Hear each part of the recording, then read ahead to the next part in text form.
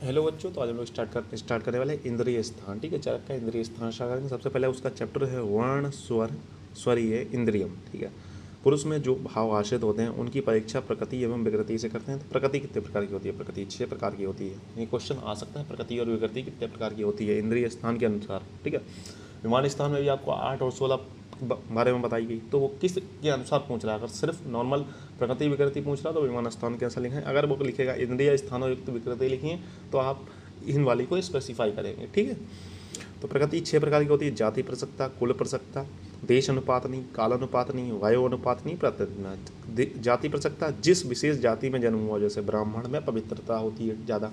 ठीक, कुल प्रसक्ता, जिस विशेष कुल में जन्म लेने से शौर्य की प्राप्ति हो, जैसे राजपूत हो गया, क्षत्रिय हो गया। तो इनमें जो पैदा होते हैं वो अधिकतर बलवान माने जाते हैं। देश अनुपातनी, जिस देश में विशेष स्थान पर जन्म लेना, जैसे बंगालियों में मेधा, जैसे बंगाली वासियों में मेधा मतलब बंगाल के जो लोग होते हैं उनमें ज़्यादा बुद्धि होती है, ऐसा माना गया। काल अनुपात, जिस काल में दुर्बल और बलवान होना, जैसे आदान काल में शिशिर बसंत ग्रीष्म में अगर कोई पैदा हुआ तो दुर्बलता होगी। विसर्ग काल में वर्षा शरद हेमंत में कोई पैदा हुआ तो उसके अंदर ज़्यादा बल होगा एज कम्पेयर टू शिशिर बसंत ग्रीष्म। ठीक है, वायु अनुपात ने, जिस अवस्था में त्रिदोष की अधिकता हो, जैसे वात की अधिकता किसमें होती है? वृद्धावस्था में, पित्त की युवावस्था में और कफ की बाल्यावस्था में। प्रतात्मिता, प्रत्येक व्यक्ति अपने शरीर मन इंद्रिय पर प्रत्येक व्यक्ति शरीर मन इंद्रिय पर निर्भर करता है। मतलब प्रतात्मिता मतलब उसका एक स्पेसिफिक साइन होगा जो उसके मन का लक्षण अलग होगा, उसकी इंद्रियाँ अलग होंगी, उसकी मतलब शरीर अलग अलग होगा। ठीक है, सबका शरीर अलग अलग होता है, सबकी इंद्रियों में अलग अलग होती हैं, सबके मन भी अलग अलग होते हैं। तो विकृति 3 प्रकार की बताई गई, लक्षण निमित्या, लक्ष्य निमित्या और निमित्यानुरूप। लक्षण निमित्या क्या?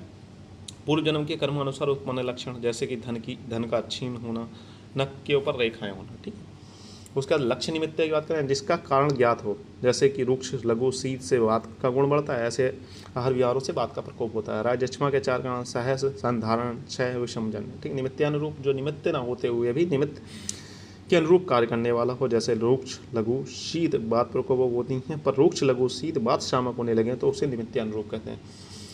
पुरुष में जो भाव आश्रित नहीं होते हैं उनकी परीक्षा आप तो उपदेश युक्ति से करते हैं। निमित्तानुरूप अधिकतर विकृति जब आती है जब आदमी अरिष्ट लक्षणों में उत्पन्न हो जाता है, मतलब अरिष्ट लक्षण उत्पन्न हो जाते हैं। ठीक है, फिर पढ़ेंगे इसका स्वर्ण अधिकार पढ़ लिया, वर्ण अधिकार पढ़ेंगे। वर्ण अधिकार में प्राकृतिक वर्ण कौन कौन से हैं? काला, श्याम, श्यामवत, मतलब काले, सांवले, श्याम गौर या गौर। ठीक है, वैकारिक वर्ण को मतलब विकार से उत्पन्न वर्ण, नीला, श्याम, ताम्र, हरित और शुक्ल, ये आपके वैकारिक वर्ण माने गए। और जो भी इन चारों के सिवाय हैं वो सारे वैकारिक वर्ण माने गए। यदि आधे शरीर पर प्रकृत वर्ण और शीर्ष शरीर पर विकृत वर्ण हो, दोनों वर्णों का इस प्रकार होना अरिष्ट समझाता है। मतलब चाहे आधे शरीर पर पूरा विकृत वर्ण हो या पूरे शरीर पर विकृत वर्ण हो, आपको अरिष्ट ही समझ आएगा।